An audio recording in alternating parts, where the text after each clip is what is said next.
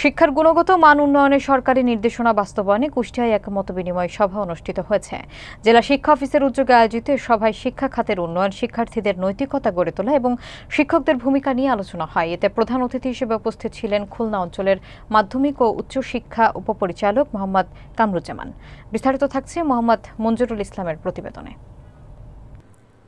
মঙ্গলবার বিকেল 3:30টায় কুষ্টিয়া জেলা স্কুল অডিটোরিয়ামে জেলা শিক্ষা অফিসের উদ্যোগে শিক্ষার মান উন্নয়ন বিষয়ক এক মতবিনিময় সভা অনুষ্ঠিত হয়। সভায় প্রধান অতিথি হিসেবে উপস্থিত ছিলেন খুলনা অঞ্চলের মাধ্যমিক ও উচ্চ শিক্ষা উপপরিচালক মোহাম্মদ কামরুজ্জামান। বিশেষ অতিথি ছিলেন কুষ্টিয়া জেলা স্কুলের প্রধান শিক্ষক মুন্সি কামরুজ্জামান এবং সদর উপজেলা মাধ্যমিক শিক্ষা অফিসার শামীম আহমেদ খান। এতে সভাপতিত্ব করেন জেলা শিক্ষা অফিসার আবু তৈয়ব মোহাম্মদ ইউনুস আলী। অনুষ্ঠানটি সঞ্চালনা করেন সিনিয়র শিক্ষক মোসাম্মদ মাহবুবা বেগম। সভায় বক্তারা শিক্ষার মান উন্নয়নের পাশাপাশি শিক্ষার্থীদের নৈতিকতা, দায়িত্বশীলতা, দেশের প্রতি ভালোবাসা এবং মূল্যবোধ গড়ে তোলার উপর গুরুত্ব আরোপ করেন। প্রধান অতিথি বলেন, কেবল পাঠ্য বই নির্ভর শিক্ষা যথেষ্ট নয়, শিক্ষার্থীদের চরিত্র গঠন ও সৃজনশীলতা বৃদ্ধির দিকে নজর দিতে হবে।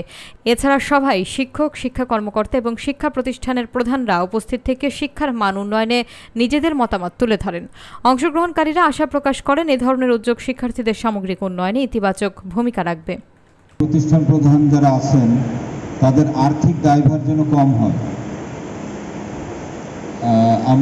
আমি অতিরিক্ত বিভাগীয় কমিশনার স্যারের সাথে অলরেডি শুরু করেছি, সেটা হলো ইংরেজি বিতর্ক। এই যে আনোয়ার আছে আমার অফিস সহকারী, আর আমার সাথে আর কি আসছে, এরা জানে ইংলিশ ডিবেট।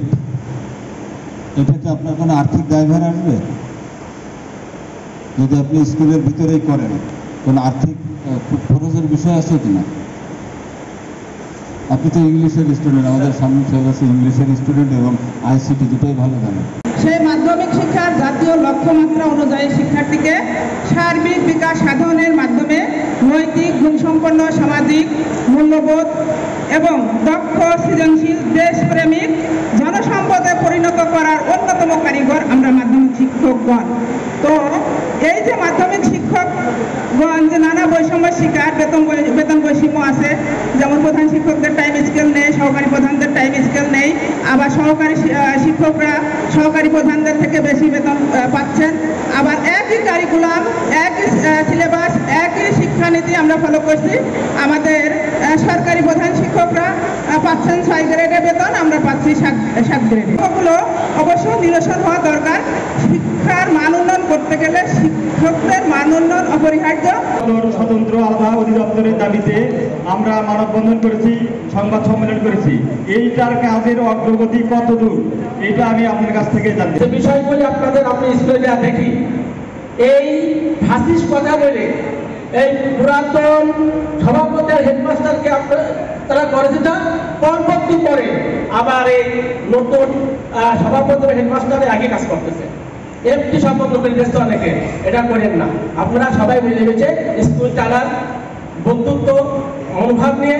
হেডমাস্টার আছে বড় ভাই, আর সাধারণ শিক্ষক আছে ছোট ভাই। বড় ভাই ছোট ভাইকে কি করবে? স্নেহ করবে, আর ছোট ভাই বড় ভাইকে সম্মান করবে। এই পরিবেশ বজায় রাখবে।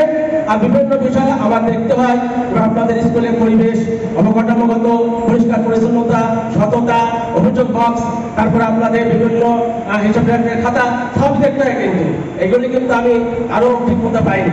হ্যাঁ, অনেকে সিএন মোবাইলে নিয়ে চলে যাচ্ছে।